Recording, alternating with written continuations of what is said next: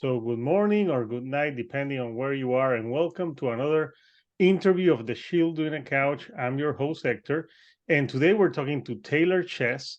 He's the guitarist and lead singer for the band Marfa Motel, and we're here to talk about the album that they released a few weeks ago. So, Taylor, how are things in over there in Germany?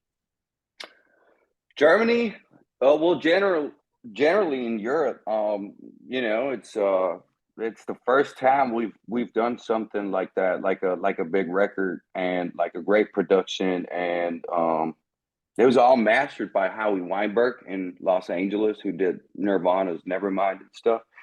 So it's really interesting, like video rates are going up and listens are starting to get, we get bigger numbers than we usually do. Show wise, we haven't really done like we're located in Germany, but we haven't really played a show in Germany. We were in Spain and in Netherlands, but that was about it. And it's been pretty busy these past few months ever since we started releasing our first single, and the second single was like back-to-back releases. But I'm really excited about what's about to come up, because there's like shows planned. We're planning on playing shows, and yeah, it's an interesting time, definitely. Yeah, when I got the promo of the band, it was interesting because it says you're a rock and roll band from San Antonio, but then you they told me, oh, but they're in Germany. And I'm like, they're from San Antonio, Germany. I was confused at the beginning. Yeah. Like, but yeah, the record's called Wildlife Strangers, and when I was listening to it, I felt there was like a vibe from I felt like Kings of Leon meets the Black Keys and a little bit of country mixed into the rock. Uh, like how would you describe the sound of Marfa Motel for the people who haven't heard you? I come from a place where, like music wise, I come from a place when I was growing up, I used to listen to bands like Blink 182, Sum 41, kind of more like punk rock bands, Jimmy World, those kind of bands.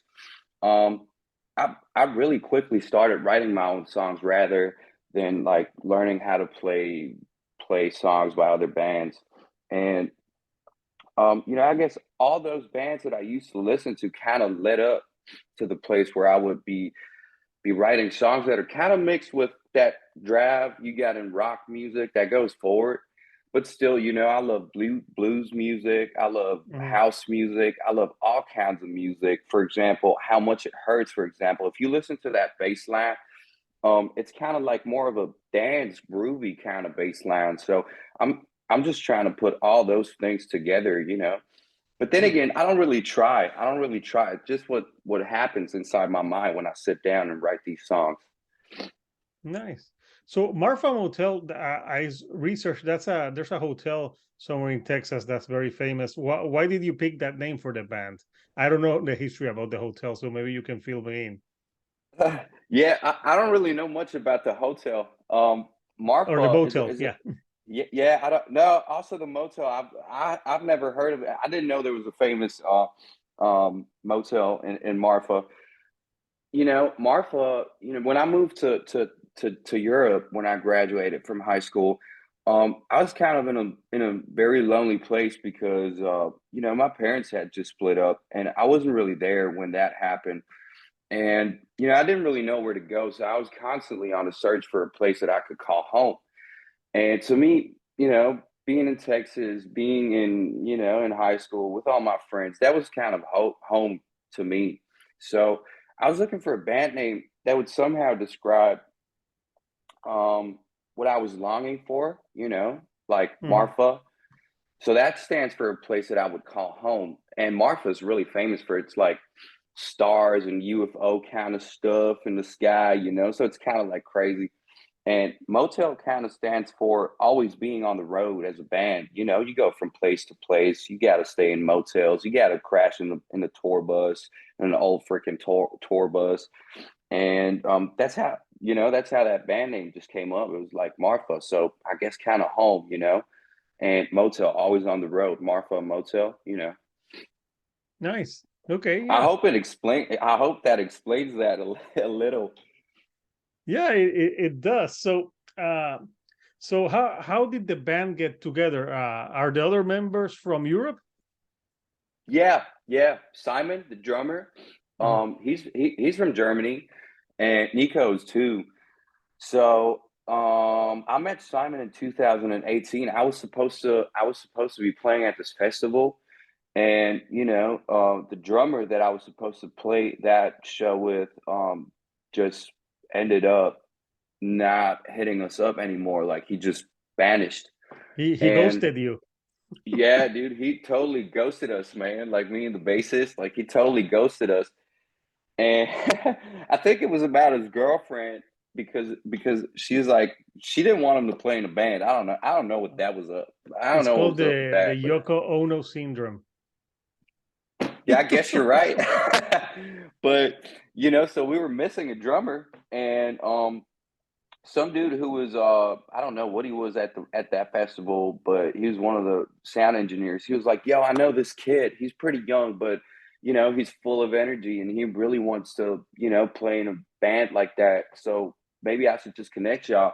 And I was like, "Well, all right." And I hit him up that day, and he sent me a video from his band room, and he was playing the first record. And it's a tough record to play because it's like um not the Being Human EP is it was oh, what's it called, man?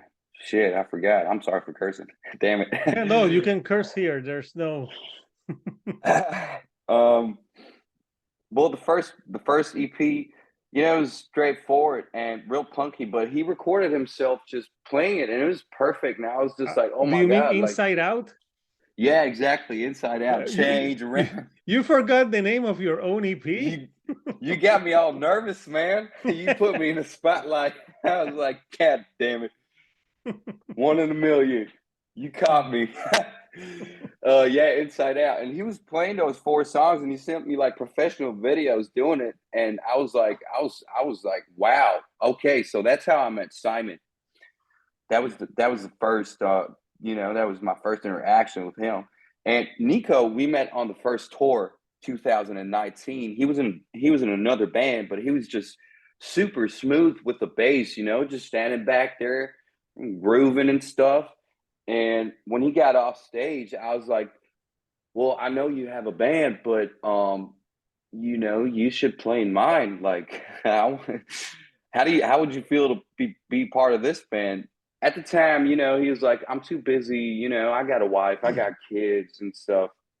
But like 2 years later, all that Corona, that COVID stuff started happening, and he sort of quit his job, and he had some spare time, and we needed a substitute for a show. And he was like, "All right, I'll substitute." And he's been with us ever since. Must be 3 years now. Nice. So the first single that you guys released was, if I'm correct, "Give Me Fire," right? Exactly. Yeah. Yeah. What's "Give Me Fire" about? Well, Gimme Fire was, you know, I met this A&R in Germany. He was I don't know, some senior international A&R. And he was asking, he wanted to meet up and listen to some songs and stuff. And he really barely paid, a lot of musicians who might be watching this right, later, probably have been through the same kind of situation. You meet with these guys, and then they just sit in front of you and play with their phones and don't even listen to you. And you're like, "Yo, you wanted to So meet up. So what's the deal right now? Like, it was you asking me to meet up. So why am I sitting here? And that's what the first verse is about. Pick me up and leave me down, but you can't take away my crown. You know, chew me up and spit me out. Put them up and let's get down. So that's yeah, what kind of sparked that song. that definitely rhymes. So yeah, no, I would guess like it would be hard, like playing there and having like an executive just like sit there, like, and you're like, does he like it? Doesn't he like it? What the hell is Well, he was judging you at that moment. Yeah, well, I mean, in the end, it's been a long way to this record, and I think everything that I've experienced, every situation that I've been in, kind of led me to writing these songs on this record. And I'm really thankful for all of it. In the end, it's all about music. It's about the music we make, and I mean, videos and stuff like that. They're kind of part of becoming a musician or making it bigger um than a song just on Spotify or something. But in the end, it's about playing in front of people and creating this kind of togetherness that you create, which is like in Europe, it's a tough thing to do because people out here are a lot about house and techno. It's not like in the States where people listen to hip hop, they also listen to rock. Yeah, but there's a huge It's metal scene in Europe. metal, yeah. But Yeah. then again, we're not really a metal band. No, That's you're a rock band. Yeah. exactly, yeah. But yeah, that's pretty much it. You just got to keep going and love what you do. Yeah. So on the record, like which for you on this record, which song is the one that you most identify with, the most personal one for you, and what's the song about, and how did you know walk us through Mhm. that? Yeah. Well, all of these songs are something really special to me because since I've moved here, it's been a tough road. And if you listen to the music and the songs, you will definitely hear that there is a message inside of these songs. The most like one of the most touching songs to me, I guess, would be Feel It. Feel It is one of those songs because I'm really describing the fears that I was carrying with myself at the time as the devil. And at some point I just felt like, we're face to face, the devil and me. That's the chorus. And yeah, so that song is a deep one to me, something that I really connect with on a whole different level. Nice. I like the opener too, the Down by the River. I thought Yeah. that was a good opener to start the album with. So yeah, I know that you released the album on November 18th. So I'm gonna show here this is the page of the band, and I hardly recognize you without the this the bandana. Yeah. So yeah, Yeah. yeah. So this is the official website. If people want to go get the album, can they get it now, like physically, or is it just digital for now? It's just digital for now, but we're planning on, printing a couple of records and so we'll see. That'll probably happen next year, like 2023. But yeah, we'll definitely, make an announcement when it comes down to that. Yeah, and here you have the lyrics if you want to. At least this is are the lyrics for the first EPs, so you can Exactly, get them exactly. here. Yeah, yeah, awesome. So yeah, you can go there if you want to know more about the band. And for now, the music is streaming. It's hard to like put music out physically right now because not Yeah. like yeah. Uh, so how big was the change from you going from Texas to Germany? Because it seems like two different worlds. It is, man. It is. It's two different worlds. I I guess there was a reason, if you believe in universal laws and stuff. If one thing happened, it made me grow. Europe is real. There's a lot of like Europe is cold depending on where you are and real. So it challenges you. And I've been through a lot of challenges out here, so I'm really thankful for that. opportunity. I'm actually supposed to be going back to Texas this January. But with all the tour stuff going on and shows that are probably coming up, there's going to be a little delay in that. But it's been a tough, Yeah. crazy time, man. Do you miss like the Texas barbecue? I miss the tacos, man. I miss the tacos and the margaritas and the micheladas. That's what I miss. Yeah, it's hard to find authentic Mexican food out here in Switzerland and Austria and in Germany, but yeah, that's what I read. But I was in Texas in August, so I was just loading up with tacos. Yeah, Yeah. to fuel you for the road. So growing up for you, you mentioned like you listen to some pop punk and some bands. Like what other bands like got you into music? Oh, I remember the first 3 records I got. It was definitely Nevermind by Nirvana, and it was a record by Slipknot and Korn.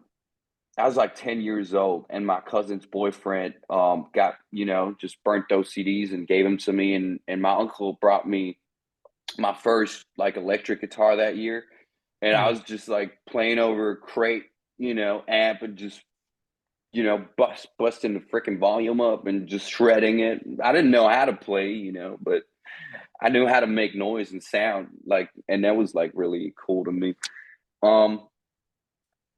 First I listened to all 3 records, and then I kind of stopped listening to the Korn record, and I kind of stopped listening to the Slipknot record, and it was just Nirvana.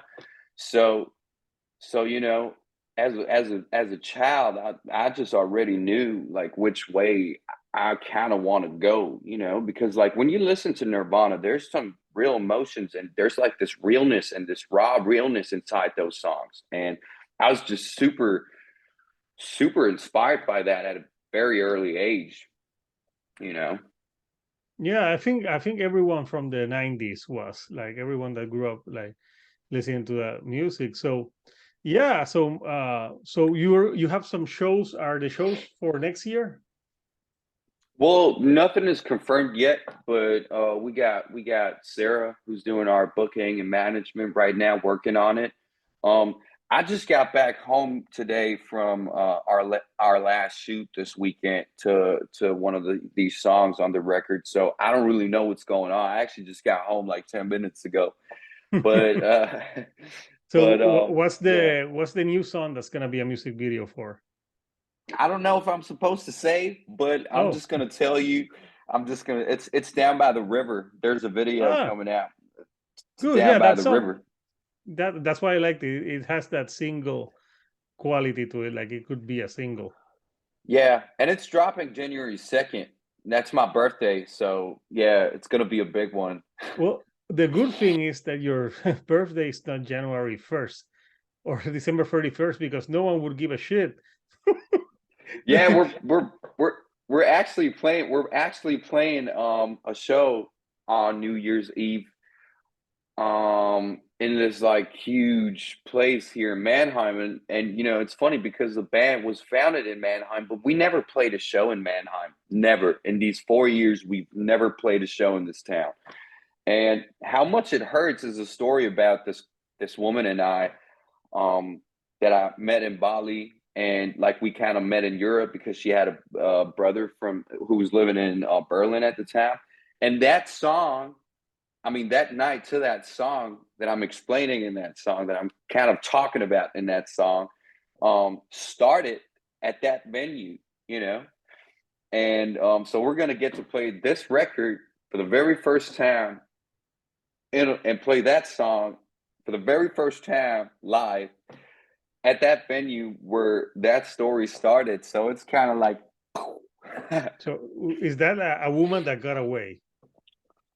she had to go. She had to go back to New York. So and Ah, I was aware of that, but still, like, I was at a place where I was like, dude, I wish I could go back to the States right now, but I can't because my band is here. I really wanted to go back, but but I couldn't. And then she was here, and then she just waved goodbye with that suitcase, and I was like, well, guess I got to go write another song again. Does she know that there's a song about her? Oh, I haven't talked to her in a while, so I don't know. I don't know, but Like, here, there's the song for you. Yeah, that's a yeah. good thing. Yeah, yeah, yeah. At least like there's usually a lot of like women writing songs about men, Fleetwood Mac, no doubt, telling us how much we suck. So yeah, men need to write songs too, to balance it out. Exactly. Absolutely. Yeah. So uh I did a video once that I love to interview sometimes with this, and it's about being in a deserted island and picking free albums that you would take with you to this island to Mhm. listen to forever, Yeah. that you wouldn't get sick of. So if you had to choose free albums, which free albums would it be and why?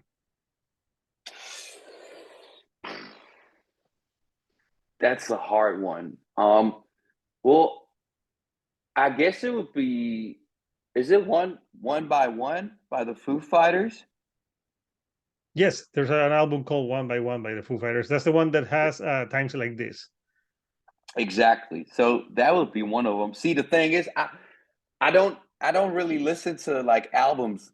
I like I do, but the thing is, like, when I hear songs and those songs have messages, I go by the songs, I go by the songs. So but that would be one, Times Like These, and that record with Times Like These on it, it's a beautiful record. It sounds amazing, and there's so much energy inside those songs. That's also the record with All My Life on it, right? Yeah, that's the Hell starting yeah. song. Yeah. That right there is like, come on, man. Yeah, and you All know My Life. what? Interesting enough, that's one of their least favorite. I think that's one of their least favorite albums, and the fans are quite divided on that one, on that album. I love that record, and I Maybe it's love an that underrated song. album. Yeah, It is one of, I mean, All My Life is one of my most favorite songs in this world. It is just it has so much energy in it. You just want to, when you turn it up in the car and you're driving down the road, you're just like, yeah. that's right, man. That's right. That's So what it yeah, is. there we have one there. Like, which would be the second record you would take? Never mind. Yeah, that's what I thought. Like, I thought you were gonna say that one first.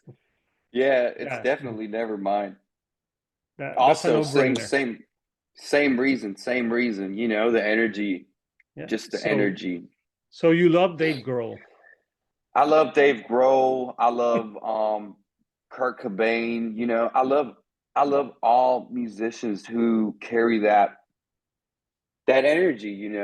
I think, I don't know how else to explain it, but it's like, it's just raw, pure, and real energy, and they talk about real things, and they're just who they are as frontman. So that really inspires me, and that's what I love about them. And it's also just like pure rock music. You don't get that a lot, just pure rock. No, yeah, I know. Yeah, no, with no rap, nothing. Yeah, I can see. Yeah, that you gravitate to that. So, which would be the third and final record that you would take with you to the island? Jesus Christ. The third one. Ah, just give me a second. Give me a second. Um, give me a second.